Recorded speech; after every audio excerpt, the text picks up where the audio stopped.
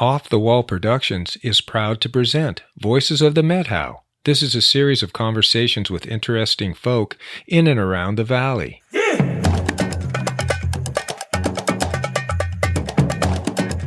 This is part 2 of a 2-part presentation. On July 11th, 2019, Deborah Craig from the North West Cooperative Development Center gave a presentation on caregiver co-ops at Room 1 in Twisp, Washington. I recorded this as a public service, and Deborah has kindly given her permission to let me put it up on Voices of the Methow. So here we go. Where I work, North West Cooperative Development Center, we provide support to all of those co-ops, like long-term. So I still work, with that co-op, Circle of Life. I just went through, we hired a new administrator, a new bookkeeper, and they have a new board. So we just did, I helped them with all of that. So they have the support ongoing. Plus, there's also in times where there was a home care co-op in Hawaii on the Big Island, and they were my client for a while, and it was really sad when they were not my client anymore because it was a great place to go. But they were in business for 7 years, and they did really good work, but that's a really weird market and really difficult market. And they're one of the ones that they were waiting on insurance payments. In Hawaii, all of the Medicaid comes through these private insurance companies, and one of the insurance companies didn't pay for 4 months, and they couldn't survive it. So that was too bad. Any other questions about how co-ops work? Is there an upfront cost to create a co-op? Okay, where I work, we work off of grants from the USDA, Rural Cooperative Development Grants. So in rural areas, for rural clients, our services are at no cost. In the startup of these different co-ops, that first one, Circle of Life, started with a $3,000, which is absolutely unheard of now. That was just a lot of sweat equity.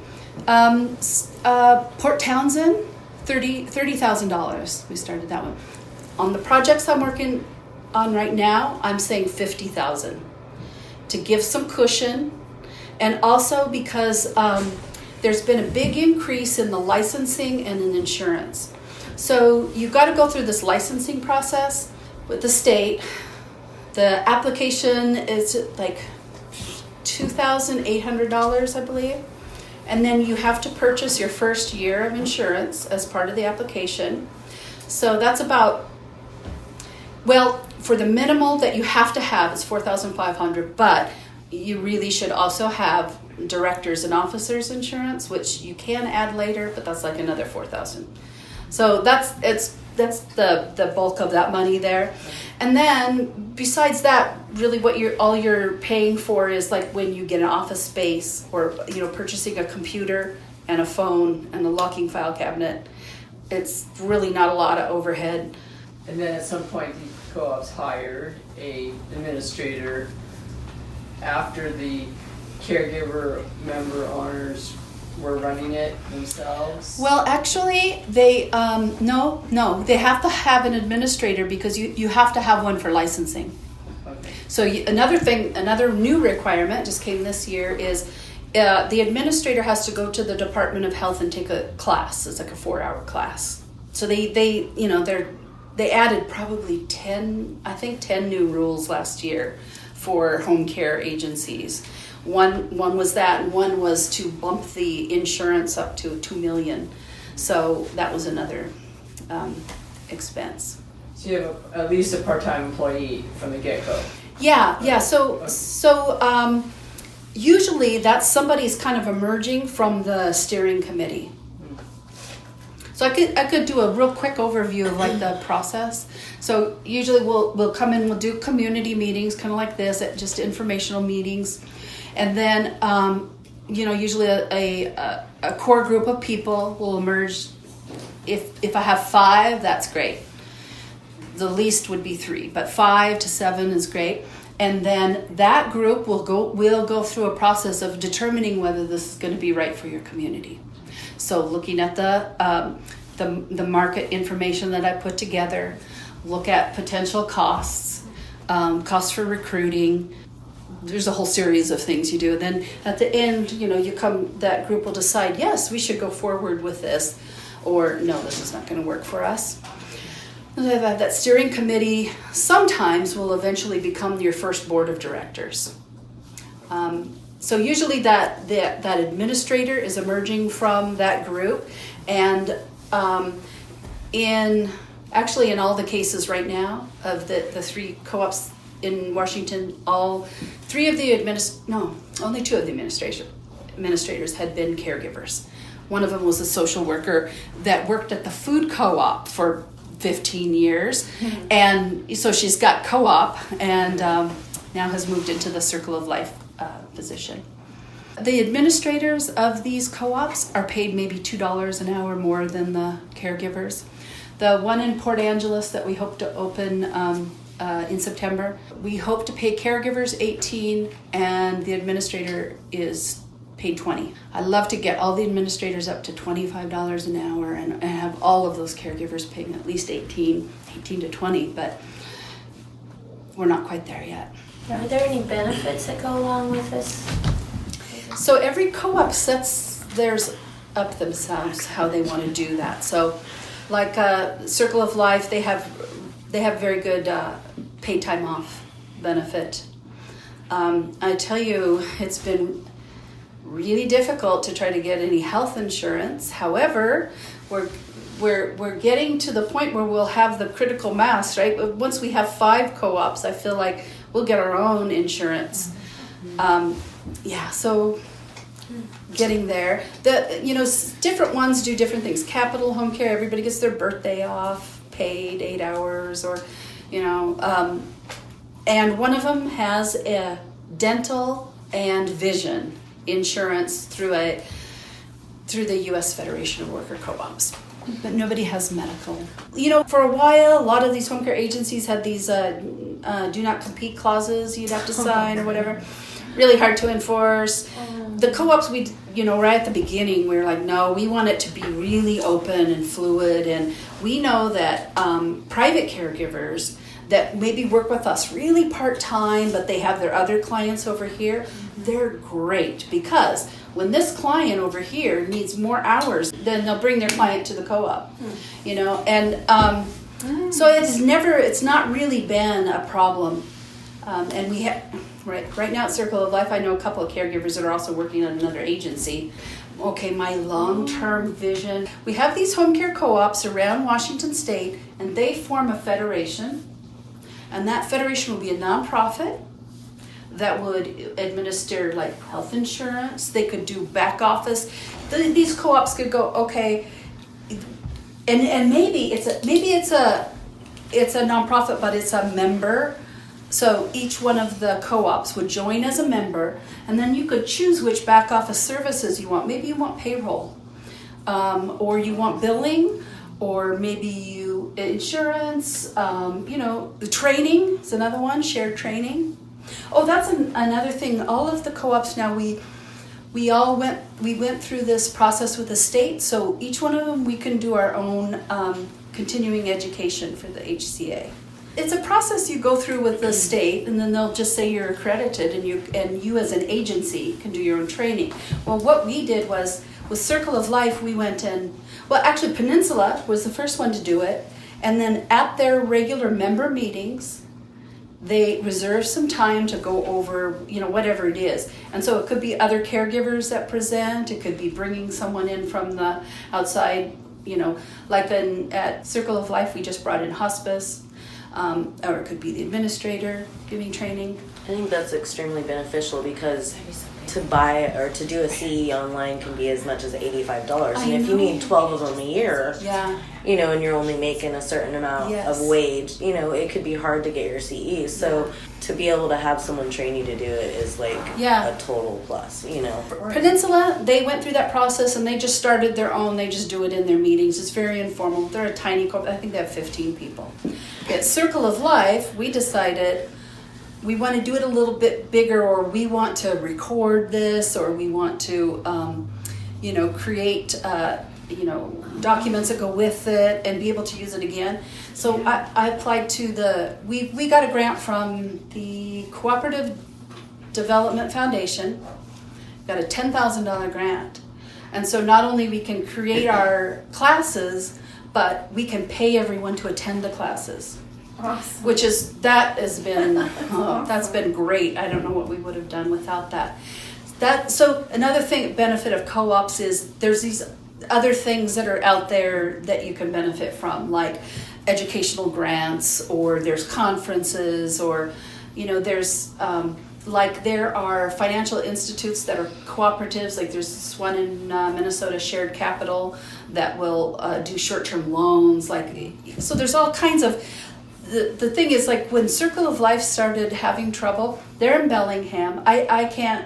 We can't bill our grants for that. That's urban, right? But I was just saying this just so you know how committed we are to home care. Is my boss said, I don't care, just do it. Just whatever, as many hours they need, whatever they need. So just, whatever you need. And so, I was there like 60 hours a week for about 5 weeks. And now they're doing great now. They're doing great. I'm not sure I understood this correctly. Do you have some caregivers who do private pay as well as do co-op work?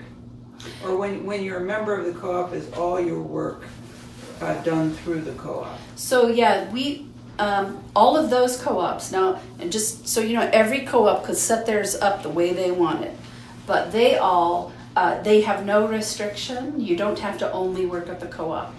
So we have people that work other places or have private clients too outside, and then they work in the co-op.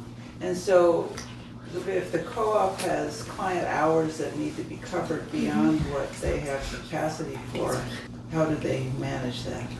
Well, they can't take those clients then. So that's a new rule that came from the state this last year. So what all these agencies were doing was having waiting lists.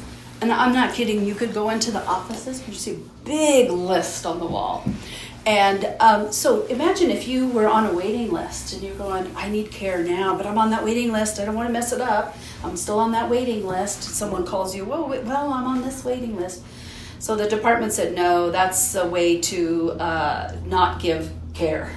And so if you do an intake, if you cannot serve that client in 7 days, you can't take that client.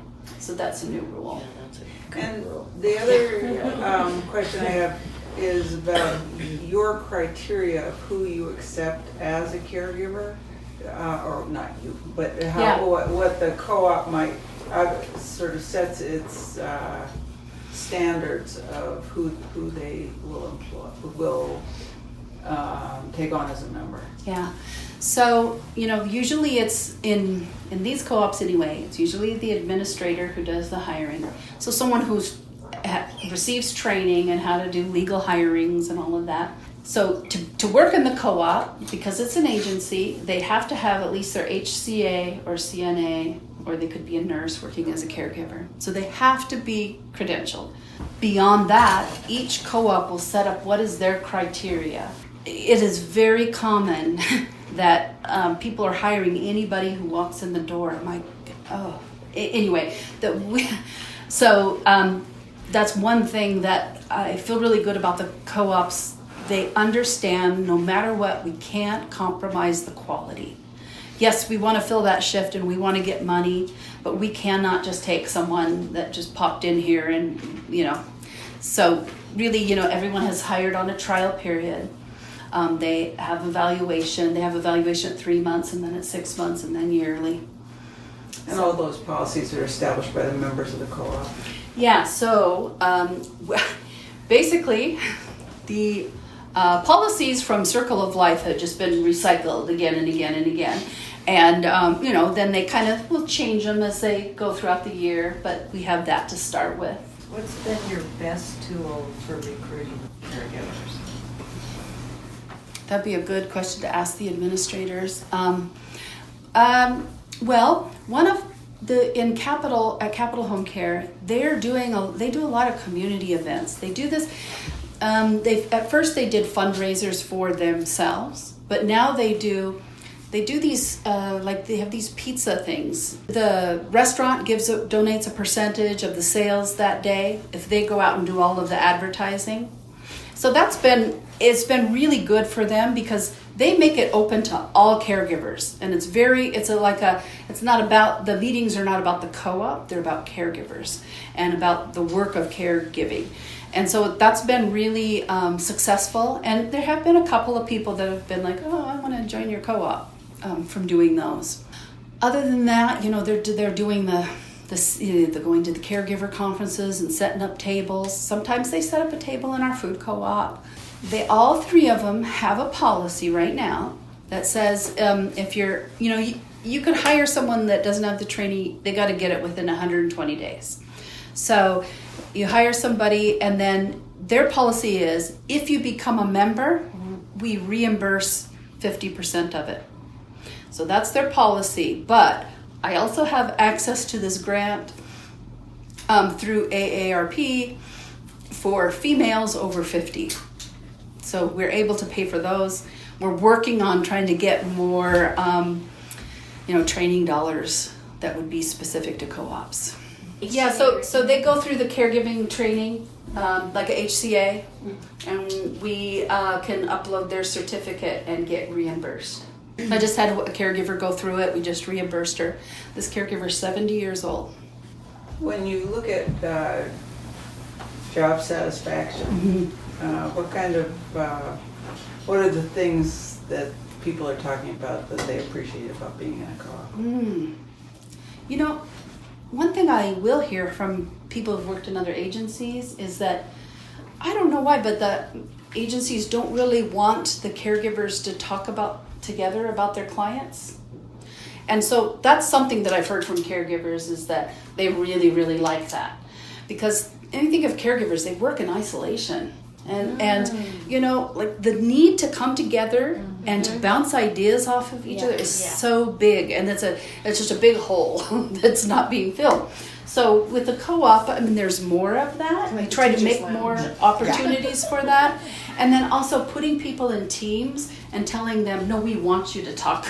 We want you to talk about your client that you have together, because that's how we raise the quality of care, when everyone's on the same page and we're we got our systems worked out. So that would be one. Yeah. Of course, when there was big profit sharing, they would say that. And, they like to have a say in things, So, it's like any other workplace in that you have an administrator who is overseeing operations, but you also have this board of directors made up of caregivers. They're the owners of the business, and they hire that administrator and oversee that administrator. That's really powerful to people how many caregivers I have met, especially like females over the age of 40 that, have been in caregiving a long time, and no one ever asked them, what's the best way to do this? And guess what? They already have the answers because they've been doing this. And so, they don't. And then just to see them say, oh my God, now I can read a financial statement. Now I'm making the strategic planning for our business, So there's all these other kind of side benefits from being a co-op, in that, you do learn how to run the business, and, you learn about the cooperative movement, and you're participating at another level. I was telling some people earlier how also caregivers in a co-op have to take on more personal responsibility. Like, sometimes it's hard to get them to turn in their paperwork. And so it's really important to show them when the administrator has to chase down your paperwork, we're paying this much extra in administrative costs, and this directly affects our profit. But so you can show them that, and what you see is, wow, people become very conscious of what they're doing, and they really want the business to succeed. They're also, because they become so knowledgeable about the business, they're excellent for marketing your business. Oh my gosh. You put a caregiver that has been in the co-op for a little while at a table, and they can tell the whole story. One of the things our community has talked about is the want for more of a like a dynamic hub where people who are looking for caregivers could connect with caregivers, and then caregivers who are looking for work could connect with potential clients. So I do have a group of people that want to do a co-op kind of like that. I don't know what to make of it yet, but it's basically like a co-op that's a referral service. And so they would all be independent providers. And so this is how you try to get past the licensing. Okay, we're a group of independent providers. As soon as you call yourself a business or an agency or whatever, you run into some potential problems. But I have not researched enough to say, can this be done in the state of Washington?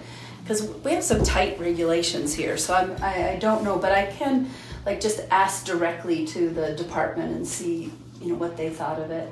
Structurally, for a co-op, yeah, you could do that. Yeah. It's just,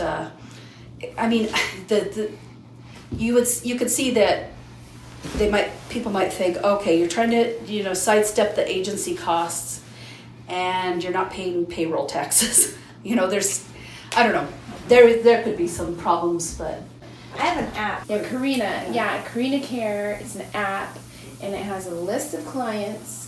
It has their little profile, and I have my little account set up, what I'm willing to do, what I'm not willing to do, how many hours I want to work. And there could be something set up like that for the co-op too, if you wanted to run it that way. Yeah. But I think the co-op would be more like, well, and also on this, there's some people who just want a fill-in person. Yeah. Say, I'm retired and I just want to work part-time. Yeah. I'd be willing to fill in for somebody else. So if you're a cooperative, you could say, I can work the weekends for you.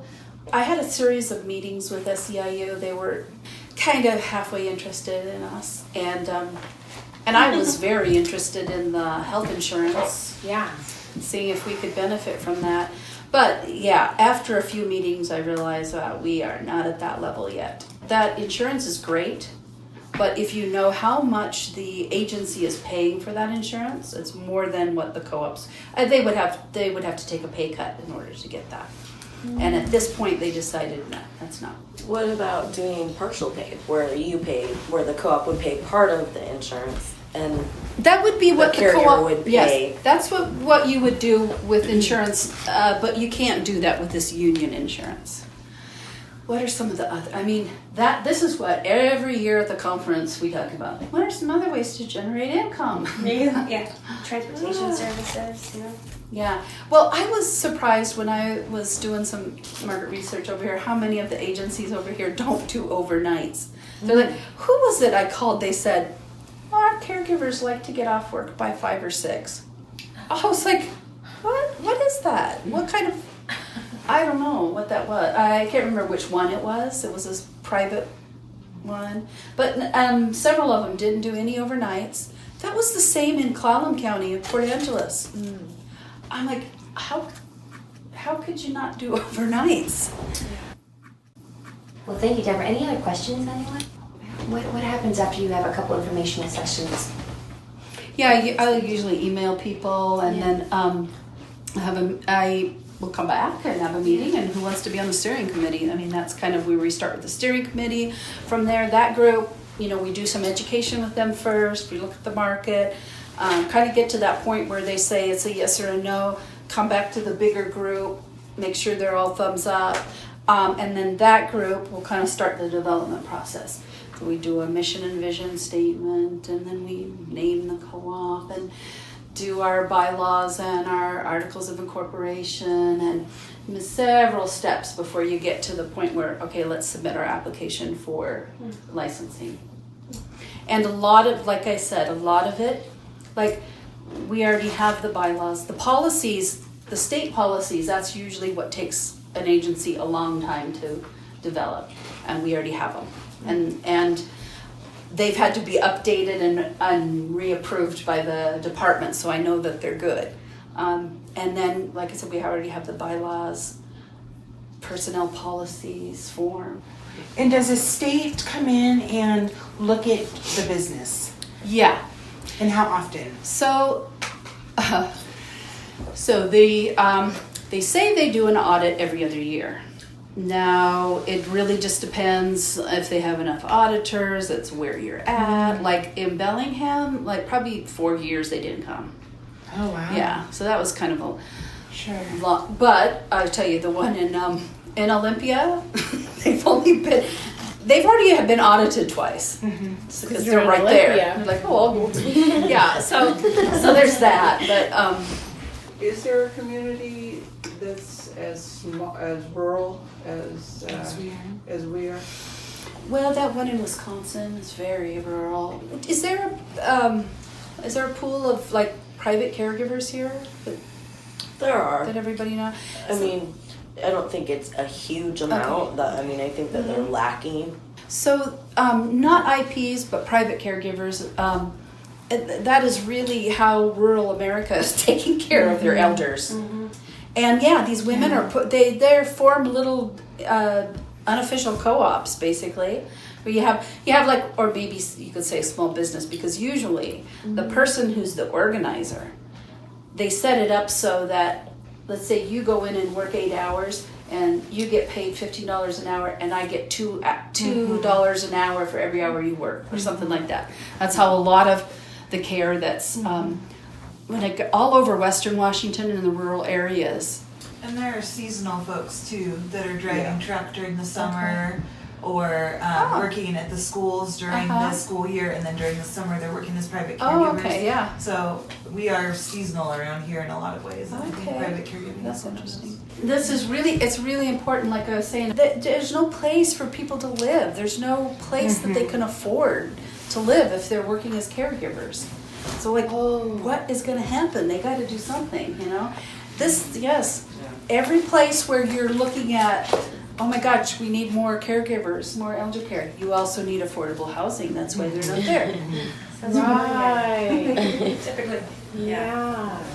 All right. Well, thank you so much, Deborah. Yeah, thank you very much. It was really great talking with you all. Yeah, thanks for having me. Yes, affordable housing. There are a lot of pieces to this jigsaw puzzle of elder care, isn't there? If you want more info, you can contact Deborah Craig at Deborah, DEBORAH, at nwcdc.coop.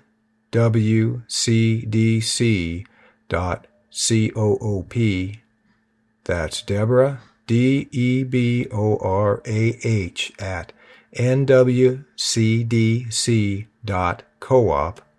or call Room 1 at 509-997-2050. You've been listening to Voices of the Methow, an off-the-wall production. Until next time, thanks for listening.